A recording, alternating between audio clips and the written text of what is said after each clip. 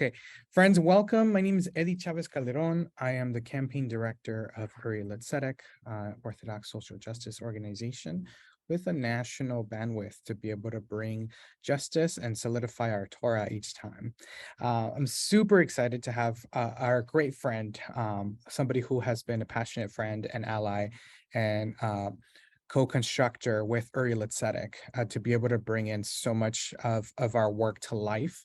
Somebody that I personally, I really, truly admire and aspire to be just like, who's just a phenomenal human being. And that person is our great friend, Doctora Analucía Lopezrevoredo from our great friends at Jewtina, who, if you have not checked out Jewtina, you have to take a look at Jewtina and make sure you give them a follow and subscribe to some of their work, because it's phenomenal, and it's really doing some amazing, phenomenal work. And Hurry-Let's is proud to be a part of it.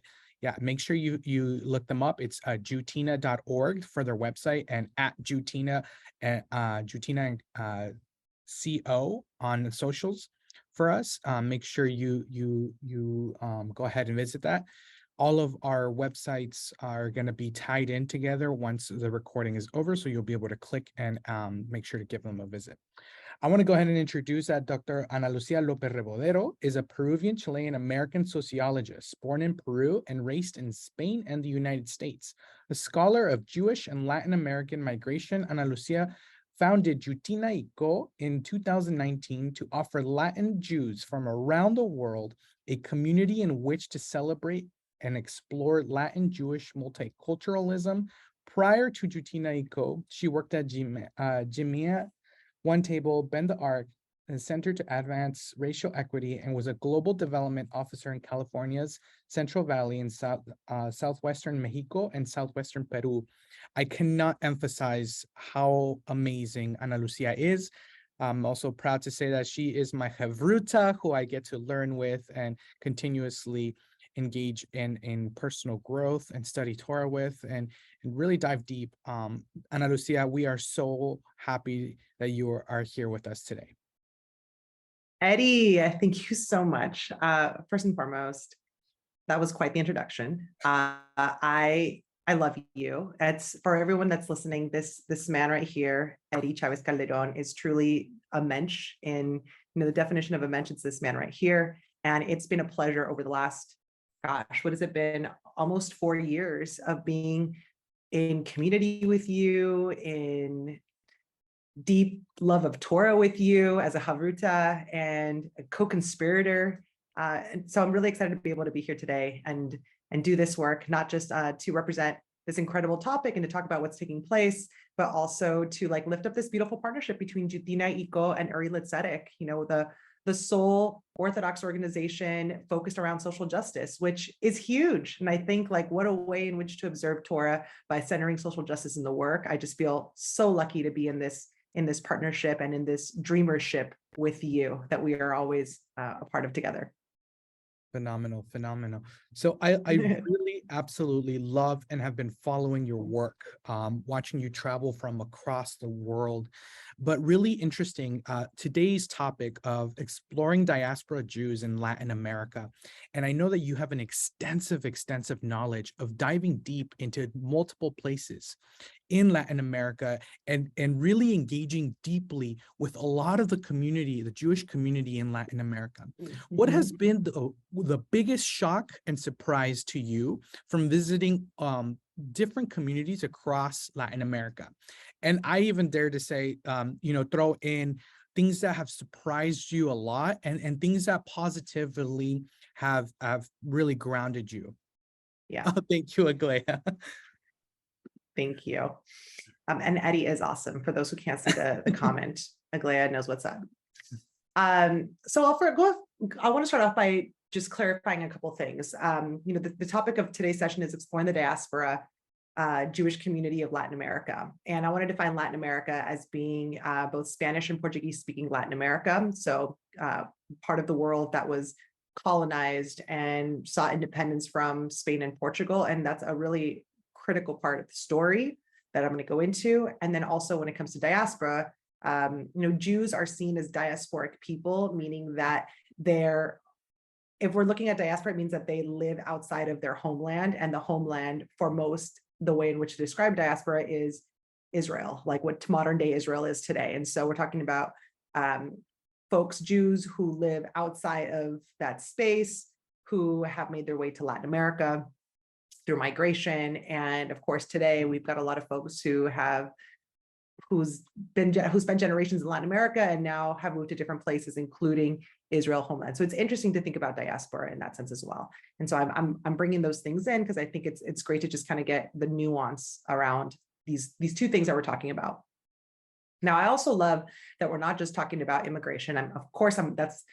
Just to share a little bit about my background. I'm a sociologist. My passion as an immigrant myself, as a proud immigrant, as someone who is the daughter and granddaughter and great-granddaughter of immigrants, I'm just fascinated by human movement and the ways in which we call home, and the way, how we call places home, and how we bring with us things that are important to us, kind of that like immigrant identity, and how those things survive. And so that's just to give a little bit of information as to who I am and how I approach the subject. So I think, like Latin America, let's just begin by saying it is an incredibly diverse community that today is oftentimes tied by language. And so the majority of Latin America, and when I say Latin America, I'm thinking about Central America. So Mexico through Central America, so which is the south, which is Panama, and then South America, which begins with Colombia and it goes all the way down to Argentina and Chile in the southern part of the continent. And also Spanish-speaking Caribbean, so Puerto Rico, Cuba, República Dominicana. These regions are critical to the experience of Latin Jews. And it's critical to say that really the story, people ask, like, when does the story begin? And Eddie, you might have to remind me of your question because I'm just kind of starting a little bit with this background. So I'm like, okay, I remember now, where's the place that's impacted me? I'll get to that. But the story, oftentimes when I talk about Latin American Jewry, and Jewtina y Co is a national organization with international roots, and our goal is to nurture Latin Jewish community, identity, leadership, and resiliency. And one of the first things that I often hear when talking about Jewtina or presenting Jewtina to people for the first time, it's, oh, like Latin American Jews, like you mean Sephardic Jews, or you speak Ladino, and there's this immediate association with Sephardim. And also Ladino, because Ladino, for those folks who might not know, is a pan-Mediterranean Jewish language that originated in Sepharad, which is today Iberian Peninsula, or Spain and Portugal. And it's a language that also has shifted based on Jewish migration, but because of its familiarity with Spanish and Portuguese, oftentimes it is assumed that all Jews in Latin America are Sephardic. And that's actually not true by any means, though I want us to put a little asterisk here because it's an important conversation to have and to revisit. But it's also important to note that a lot of the story around Jewish Latin America does begin with the connection to what was taking place during the Inquisition. So in 1492, when the Alhambra Decree was passed and essentially deemed it illegal for Jewish practice to be a part of the new united forces of Castilla and Leon, in modern day Spain, people either had to convert to Judaism or flee. And so a lot of the folks who could have converted to Judaism or could have converted to Christianity, but still felt like they weren't able to get a fair shot or be seen as true Christians, made their way to Latin America, as did a number of people who hadn't fully converted or who refused to and wanted to move to a place of refuge. Now, unfortunately, this wasn't documented in the same way that a lot of other things have been documented, because you're talking about communities that lived in fear. So communities who practiced in their homes, or who practiced in silence with other families, but of course in a way that truly protected their anonymity.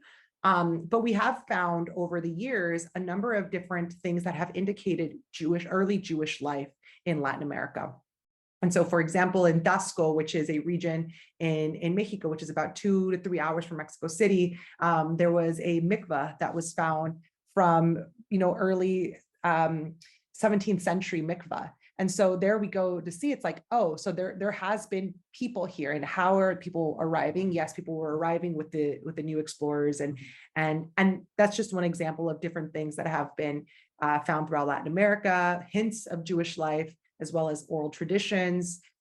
People, for some random reason, finding out that they don't eat, their family just doesn't eat pork, or finding out that on Shabbat, on Friday night through Saturday, they just don't work, or that they light candles on Friday night. Like, these are all oral histories that have been passed down, and sometimes without a direct connotation, but there is faith there. And I think that that's an important piece that we can't deny. And so I definitely think that that's part of the Latin American story. Of course, another big part of just going off of the conversation around immigration, there is a number of migration that takes place in the late 19th century as well as the early 20th century. So, as was happening in the former Soviet Union and in the Russian Empire, there was a number of pogroms that were taking place that leading to political instability throughout Eastern Europe, and many, many Jews, specifically from that region, fled through to Latin America, mainly settling in Argentina, in Brazil, and Uruguay, forming strong communities and contributing to various sectors of society.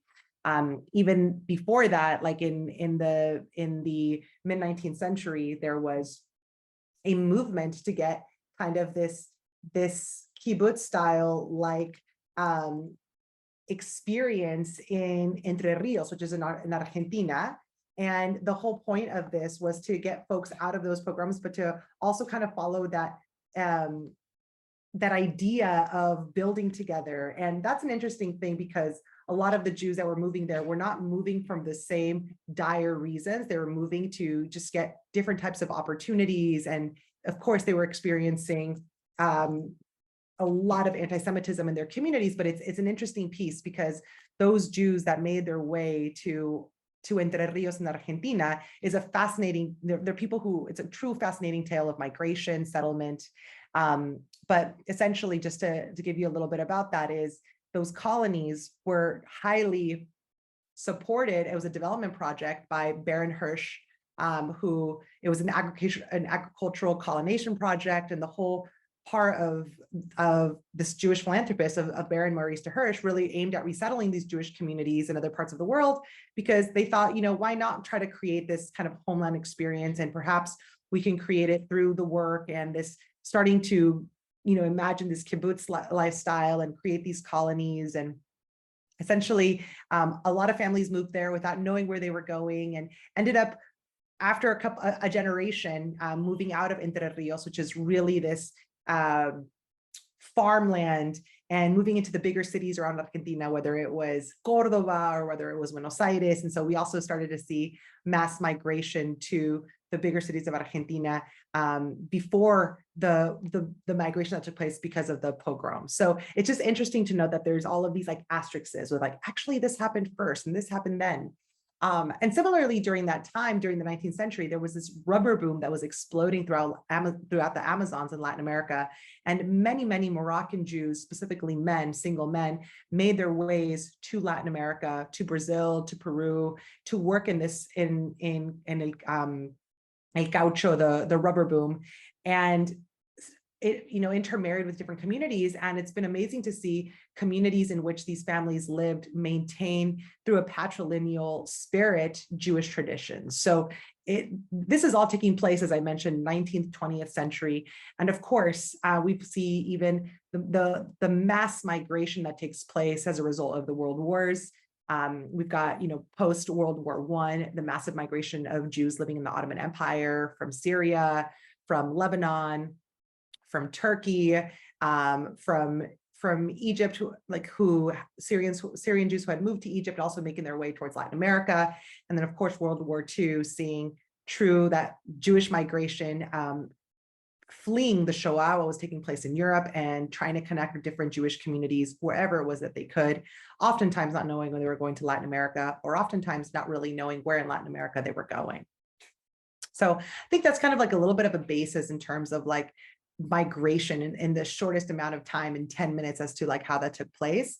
But it's been interesting because today, here we are, 2023, and it's been interesting, as myself as a historian, as a sociologist, and as the founder and executive director of an organization that truly works to preserve Latin American Jewry, to see what Jewish life is like today. And as I mentioned earlier, oftentimes people will think, oh, Latin Jews, they're Sephardic or they speak Ladino.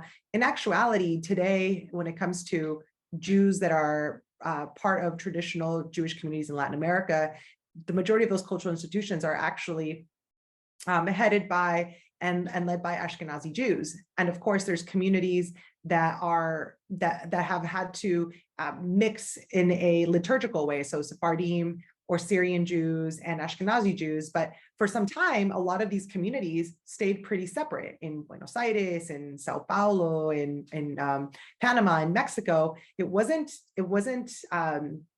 this idea that just because they were Jewish, they were coming together and they were sharing the same cultural centers or going to the same synagogues or going to the same educational institutions. There was quite a desire to live life the way they knew life. And it looked different for each community. Some spoke Yiddish, some spoke Arabic, some spoke Ladino, and even that varied based on like what country of origin folks were from. So it wasn't like a flat, like, universal, this is the only way in which Yiddish is spoken or the only way in which Ladino is spoken. So again, just to further complicate so much of these things and complicate it in a beautiful way.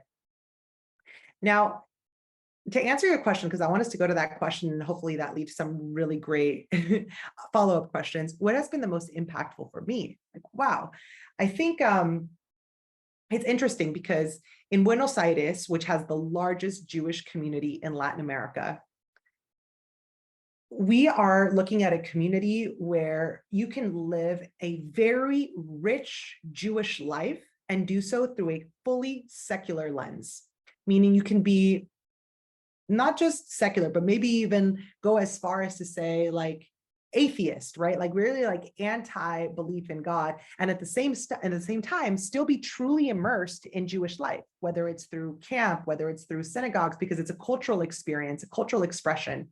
And with the size, right, like the community in Argentina at different points in time have ranged from 150,000 to 300,000 Jews living in the community throughout the country in different large cities, mainly in Buenos Aires.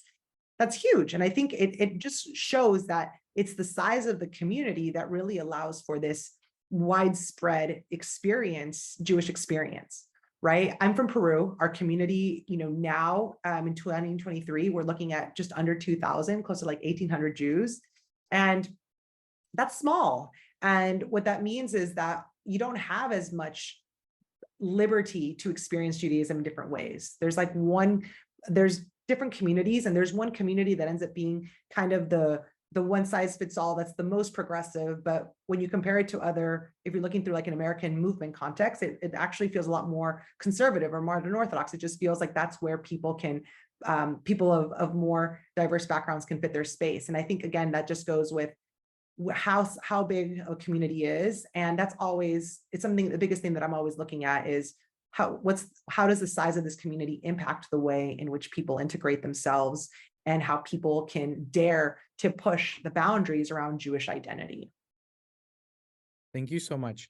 And just to follow up with that, what are your observations around observancy? Are Jewish communities across Latin America observing the same way that we see, I guess, from a grounding of observancy in Jewish life here in the United States? Observance varies. It truly does. The way in which Jewish life, what it looks like and feels like in Mexico City, which is the third largest Jewish community in Latin America, is very different. Looks like and feels very different than it does in Buenos Aires, than it does in Panama City. And those are communities that actually are quite diverse ethnically when it comes to Jewish tradition. So we're talking about communities that have large Ashkenazim community, large Syrian communities, and large Sephardic communities that are not Syrian, that actually separate, right? And so, but the approach is different. Just recently in Mexico, I just recently learned it's like one of the communities that is staying pretty steady in numbers. And it's actually, yes, people are leaving, are emigrating from Mexico, but at the same time, the religious community, the Orthodox community is growing. And at the same time with that, the more progressive community is shrinking because there is just like either they're leaving or seeing the direction in which the community is going and are choosing otherwise, or don't feel like there's a space for them. And also the politics of a particular community truly impacts the way a Jewish community works. Mexico is still a fairly conservative country. All of the countries in Latin America are largely Catholic countries. And Mexico, as I said, is still truly conservative. And so when we're talking about LGBTQ rights, that's not something that's really at the forefront of the thinking for a lot of Jewish institutions in a place like Mexico City. And it's not that there aren't any LGBTQ Jews in Mexico City. Of course there are, but that's kind of like that disconnect versus Argentina, which is much more progressive in so many different ways. You know, they lived through a dictatorship. And so the community, the baseline for community is much more progressive. And so certain social aspects become part of the Jewish communities as well. Of course, I'm not saying that there isn't any anti-LGBT or homophobia sentiment in Argentina or in the Buenos Aires Jewish community. I'm not saying that, but I am saying that the politics of the country influence more of the average thinking of the Jewish community there. So I think that's also really important to know. And you see that throughout Latin America as well, based on the countries in which people live.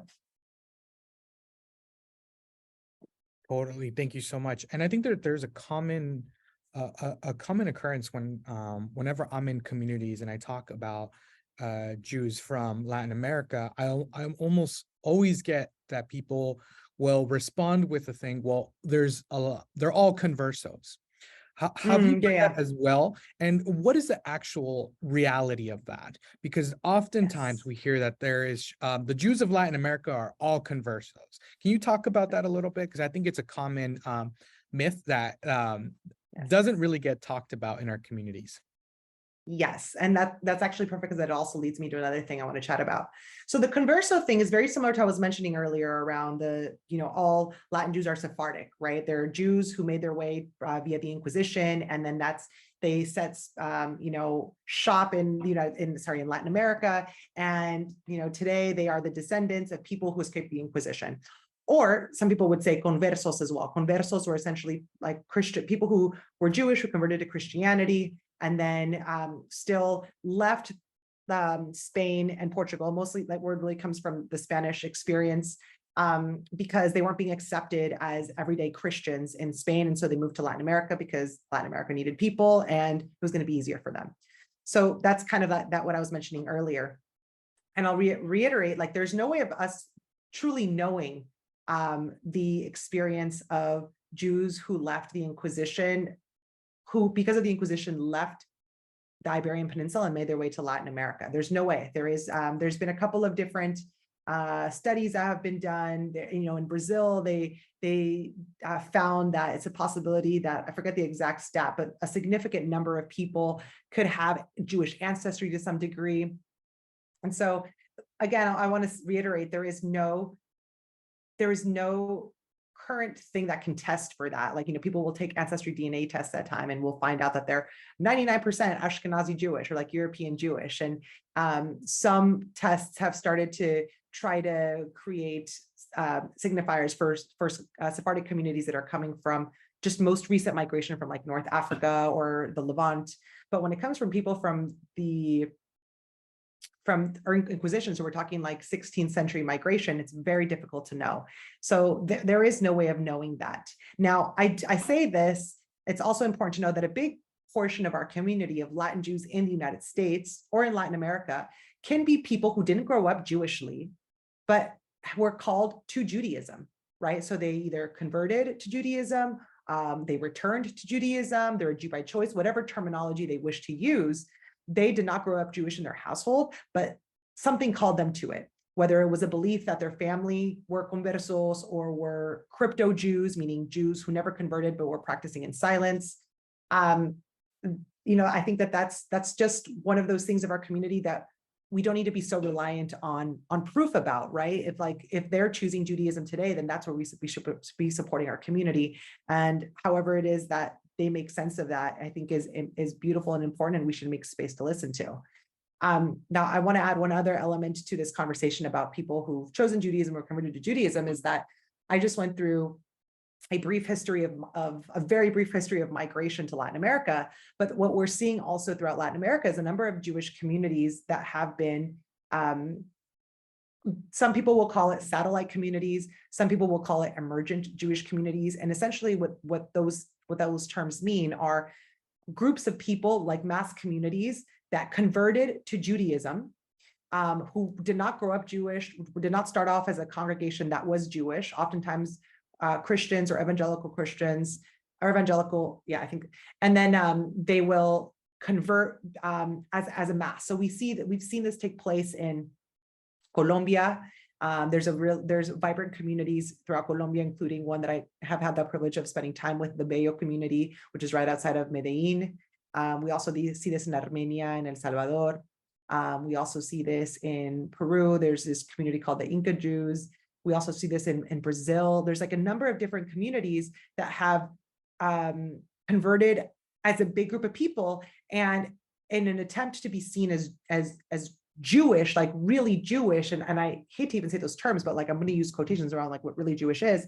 They've sought approval by Israeli rabbinate, which means Orthodox Jews, and essentially have converted through an Orthodox lens, which on one hand has given them the opportunity to convert in a way that most people will see as like the most strict form of conversion, or the most Shomer style of conversion.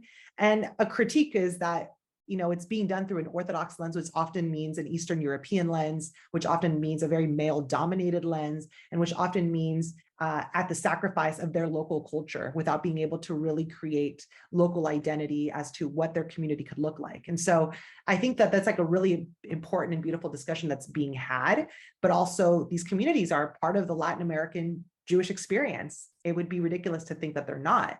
But it's important to say that, because it's not an easy thing for a lot of Jewish communities. It's not an easy concept for a lot of Jewish communities that are known as the traditional Jewish communities to accept these groups of converts, oftentimes because of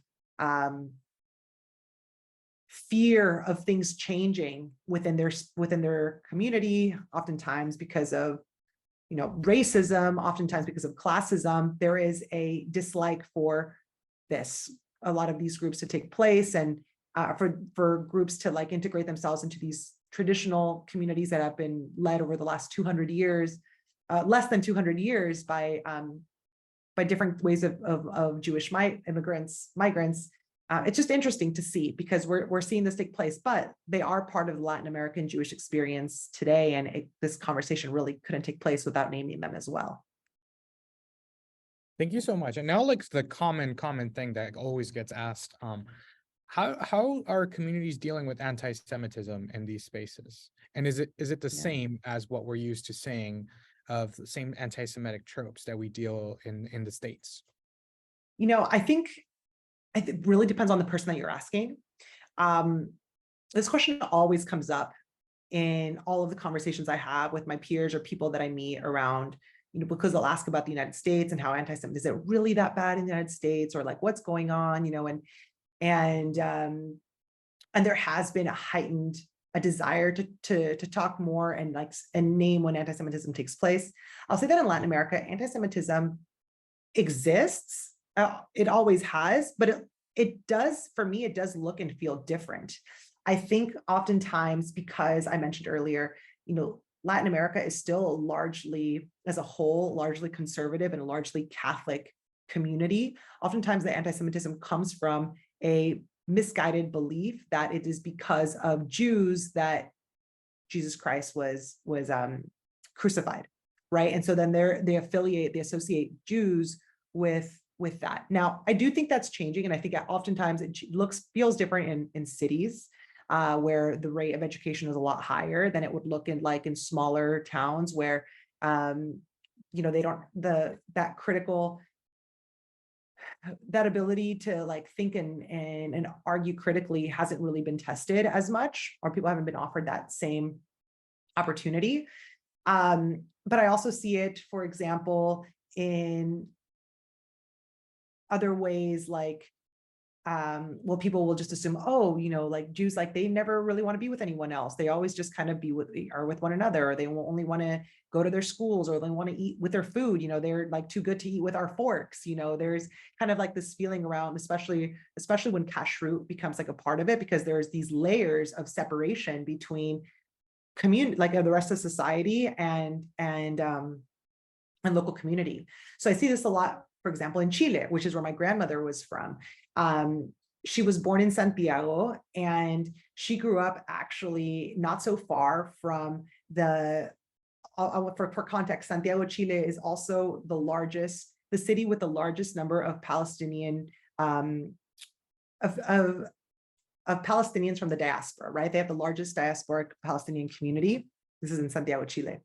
And Palestinians in Santiago are truly integrated. Like there are Palestinian restaurants like all over the city. They marry non-Palestinians. They speak Spanish, and they also speak Arabic at home.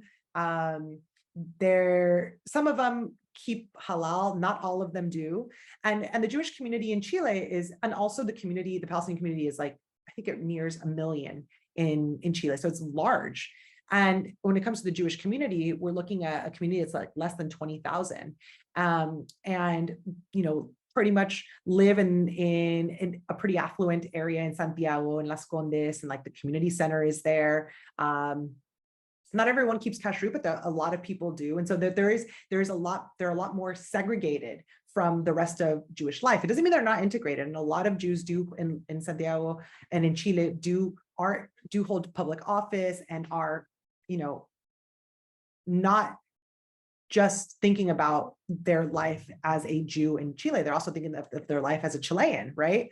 But there is this comparison to like, oh, here's one community who's like integrated and really does like well for the country. And then here's another one that feels like a lot more separate or elitist. And then there's anti-Semitism that comes from this, like, oh, you all think you're too good for this, or you're for us, or you only care about your interest. And then of course, given the fact that you're so far away from Israel, and then you see this like large community of folks who have been displaced from their homeland as well, there is this often fueled, but also lack of information, not having the opportunity to talk to a lot of different people, easy assumptions around Jews, which do lead to anti-Semitism, and in ways that people don't even realize, right? So not necessarily in like violent acts, but really in just kind of day-to-day thinking around how Jews operate and how Jews want, what Jews' loyalty is to the country and to the community, and so on and so forth. Thank you so much. Now I want to really talk about how Jewish culture has influenced a lot of places wherever we are. And in my favorite language, which is food. And how much of Jewish influence have you seen that has impacted food around Latin America? So this is also one of my love languages, food, and Jewish food has a special dialect of this love language. So I think it's interesting because I think what's truly becoming Latin American Jewish food is something of our generation, of folks who are children of or grandchildren of Jewish immigrants to Latin America, who have really truly grown up with their grandparents' kitchen, and also being a part of local culture and seeing similarities, and then wanting to blend them and wanting to fuse them and wanting to have fun with them. And then of course, there's a lot of Latin American Jews who have left Latin America, many who live in the United States, close to 400,000, many who have moved to Israel, who've made Aliyah, many who have moved to other parts of the world. And in that process, they've realized, my goodness, when I was in Latin America, the thing that contrasted me, that was a big contrast, was that I was Jewish. But now that I'm in the United States, or that I'm in Europe, or that I'm in Israel, another thing that distinguishes me is it's not so much just the Jewish piece, it's also that I'm Latin American, and I've got this community and this culture that is influenced by so many things. So I say that because I think a lot of it is shifting even more now, given how many people are moving, and the rate in which people are moving.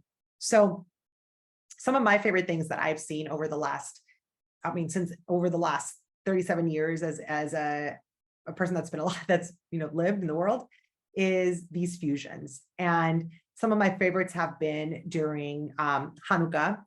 So I grew up in the United States, and a big part of like my remembering of like Jewish life has been in the United States is what I mean. And latkes are something that I always see during Hanukkah time. And I come from a Sephardic background. My family left the Inquisition, made their way to the Netherlands, to Amsterdam, made their way to Curacao, made their way to Latin America, to South America. So by heritage or by ethnic Jewish identity, latkes wasn't something that we did, but it's something that I've adopted as being part of a society that does value, or latkes are synonymous with Hanukkah. And I've loved over the years seeing how people keep that, but also bring in things that are local to themselves. Like, potatoes are indigenous to South America, to Peru. And so I've loved seeing latkes that are made with purple potatoes. And I've loved seeing latkes that are made with sweet potato. That's actually my favorite. Or latkes that are made with plantains in the Caribbean, because that's just much more accessible and cheaper, and also fun to be able to kind of like create this different way of doing latke. It's something that we recognize, but also is an ode to our community. Similarly, during Hanukkah, something that I love is sufganiyot, and seeing sufganiyot rather than it being sufganiyot or spenge, rather than it being, this jelly donut that's stuffed with cherry or strawberry jam, stuffed with like guava or stuffed with pineapple. And so it's just like this like Caribbean, we really see this in Venezuela, because, they're a Caribbean community. Caracas is like a Caribbean city that, where there was a large Moroccan community. And so sufganiyot, but then, and having these tropical fruits is like, makes sense. A couple of years ago, we had the privilege of working with Chef Fanny Gerson, who is based out of New York. And we had this amazing workshop around making tres leches babka. So when you hear tres leches, it's like, oh yeah, especially if you're Mexican, you're like, oh, I know what tres leches is. You like immediately have a picture in your head. And if you're Jewish in the United States and you hear babka, even if you're not Ashkenazi, you know what babka is. They sell it at Trader Joe's. Even non-Jews know what babka is. And so, but babka is like such a Jewish thing. And so when you combine something like tres leches babka, it's like 100% Jewish and 100% Mexican. And that's exciting because it doesn't have to be like one or the other. Of course, we also have like a number of different things that have gone like unchanged. We've got like communities eat gefilte fish all throughout Latin America, chopped liver, humitas, which is essentially like savory corn tamales that are typically filled with a mixture of like corn, onions, cheese, and spices. And Jewish communities, humitas are also sometimes prepared with ingredients like matzah meal. Burekas, as I mentioned, we've got a huge migration of Turkish Jews. So, Jews who came from as a result of the fall of the Ottoman Empire in World War I. Burekas, like, hello, yes, these flaky, pastries filled with a wide range of ingredients are things that you're always going to see. I've also seen, for example, in Cuba, there was such a large community of crypto Jews, and then Jews who came, from Turkey, and things like, oh my gosh, why am I like forgetting the name right now? But the most traditional meal in Cuba, which is essentially like meat and rice that's like eaten, is something that would be eaten during Shabbat, because it would be prepared on one day and then be eaten the next day. And that was, that's what we were being done. So just like some people were eating cholent in Cuba, they were eating ropa vieja. Thank you. I just like completely, there came back, ropa vieja, which is like pulled beef and easy to make and easy to eat, and people loved it. So just kind of going to show like there's so many different things that you can see. Other things that I've loved are matzo ball soup, but made with like ají or chile, or like jalapeno, to make it a little bit spicier. I've also loved seeing, gefilte fish, but served a la veracruzana, which, in Mexico, that means like this tomato sauce that kind of goes over this fish. But when you make gefilte fish and you kind of top it over with that red sauce, it's like 100% Mexican and 100% Jewish, right? And if you know, like if you're there, you like see it. Some people who are not Mexican might be like, why is there red sauce on the gefilte fish? But if you're Mexican and Jewish, you're like, oh, I know what's happening here. And that's a pretty exciting thing. That's phenomenal. That is one of the most beautiful things, because I think that a common dialect that I love that you shared, because I think it's so beautiful, because it's a dialect that anybody can understand. It's a dialect that food can bring us together in so many ways, in so many beautiful ways that truly transform the way that we start to connect with each other. So now Mhm. my final and follow-up question for you, Ana Lucia. Oftentimes we hear, well, we're just Jewish. Why are we highlighting Latin Jews? We're just Jewish. Why don't we just say that we're Jewish? Why is it important for you and your mission to really concretely uplift and highlight the beauty of Latin American Jews? Yeah, I think for me, it's because we're not just Jewish.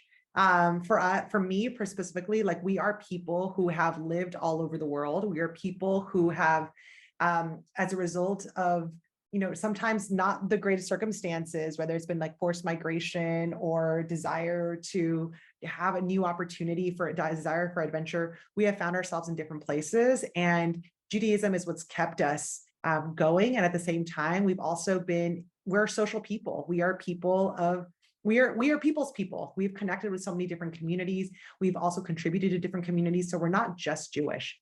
We're not just one peoplehood. We're peoplehoods. We're people who represent so many experiences, so many ways of doing Jewish. And we're not just consumers of Judaism. We're always co-creating Judaisms, right? And so I think that that's an exciting thing for us to think about. And when it comes to Latin Jewry, or when it comes to any affinity, what people will call like affinity spaces, right? So in terms of like Jews from a particular region, I think there's something really beautiful. We have a responsibility to preserve Jewish multiculturalism. And Jews, as I will always say, are a multicultural people. We always have been.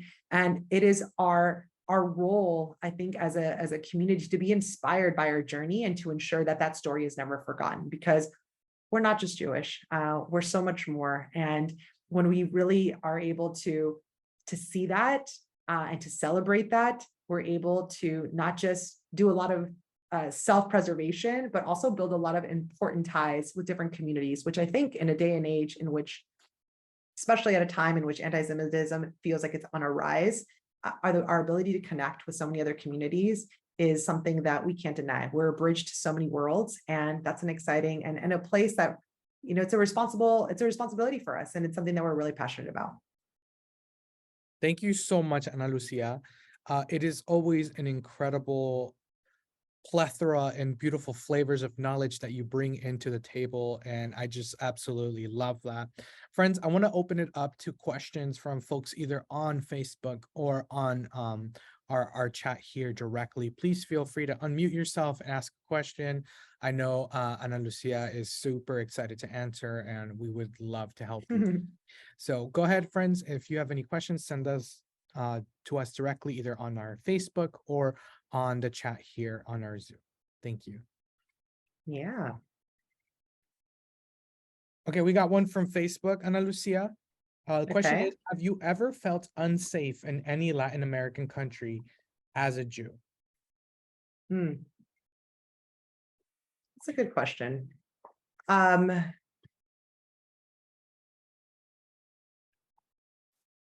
will say it's important to note that I was born in Peru. I left Peru when I was 2 years old. I spent the next 3 years of my life in Spain, and then I moved to the United States.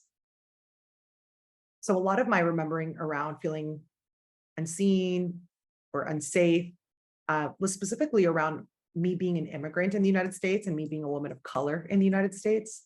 And so my idea around feeling unsafe as a Jew wasn't something that was the first thing that was coming up for me. As a result of that, I think when I travel throughout Latin America, and because I've lived in Latin America and I have family that lives in Latin America, I feel very integrated to Latin America. I don't ever feel unsafe because as a Jew, because I grew up with this mental freedom that I think a lot of Americans do. Despite the rise in anti-Semitism, we do live our access to Jewish life is so rich in the United States. And there is this potentially, some people might call it this level of sobreconfianza, like a lot of trust in people, or that's like at its best, or like at its worst, like naiveness, which I disagree with. But no, I don't. Now, of course, I've had friends that I've been with who have felt unsure as to how to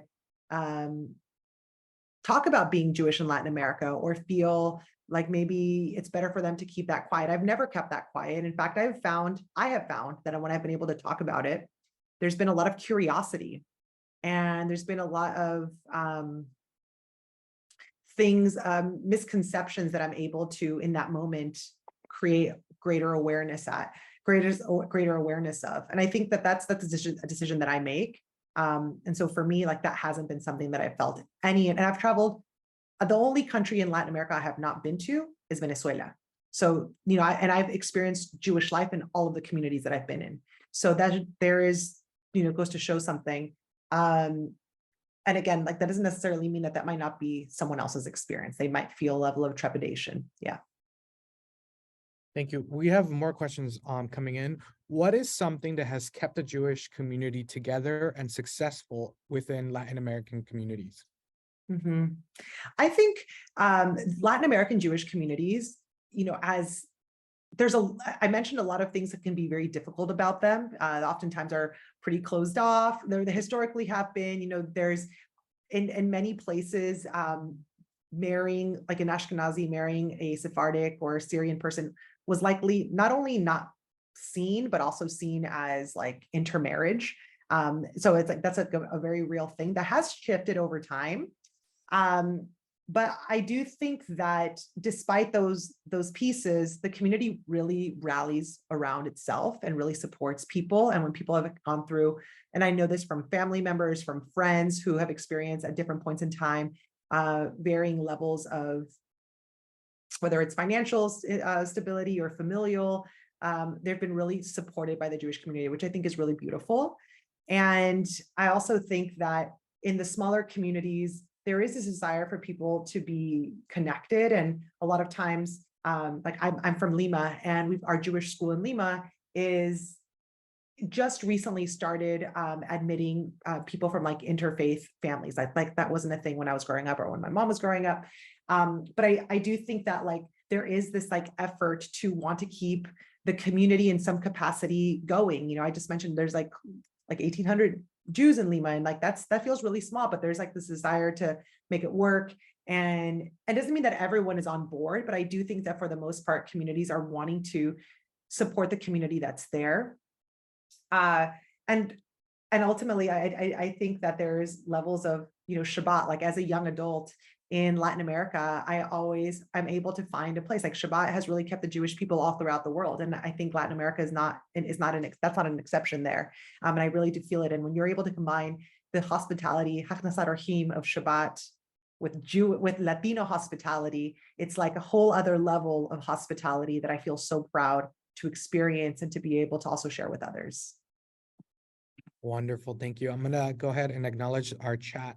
Our friend Jane said, I was born in Lima in 1945. Oh, nice. Grew up having lots of friends in large Jewish communities. There is a fictional novel about a family in Mexico that has many traditions, but they don't know the origins. And they are Jewish traditions. Fascinating introduction to the diaspora in Mexico. And I can't remember the title of the book. Thank you so much for that comment. Janie is an amazing human being. And Aglaya says, Janie. One of the ladies at my local synagogue made a comment about American Jews are white people. And matter of fact, said that 20% of American Jews are POC. Wasn't thinking about how Louisiana people react to facts about POC. And there were 2 Latino families there that were that night. Thank you so much for that comment, Aglaya. Thank you. Thank you so much. Okay, friends, we can continue to have 1 or 2 more questions. So please keep sending them in as we have this amazing opportunity to have such a phenomenal guest speaker with Analucia coming in. So I appreciate all of you. Please send in all your questions. We will get those answered. Okay, another question just came in, Analucia. What was your favorite synagogue to visit in Latin America?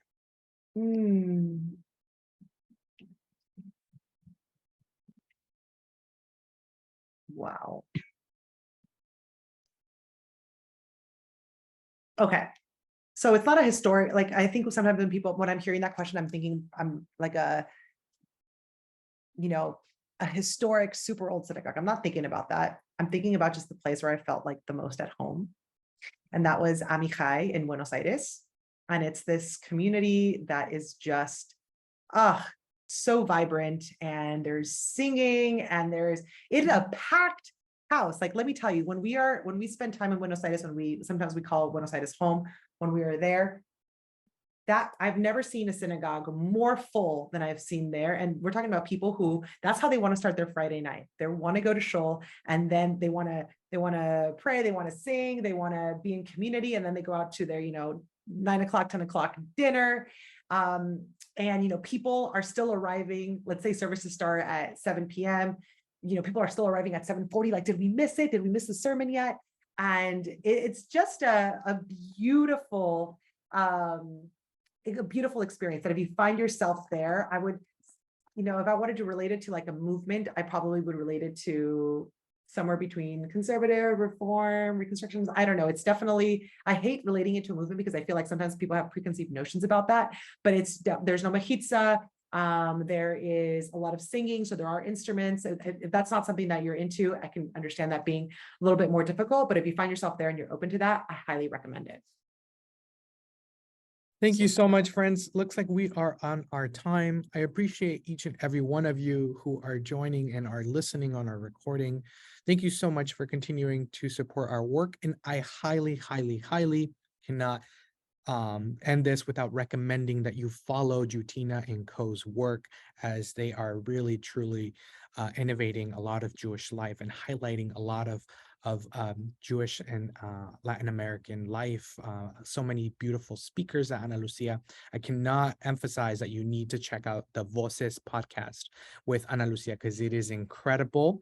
There's some really cool people on there. I don't know, you may hear including Eddie on the podcast, but I really emphasize that you need to check out the amazing work coming out of Jewtina and Co. Go ahead, Analucia. Oh, no, keep going. Highlight the amazing work that's coming out of Jewtina, from the leadership development to highlighting stories to really emphasizing the wholeheartedness of being proudly Jewish and Latin American.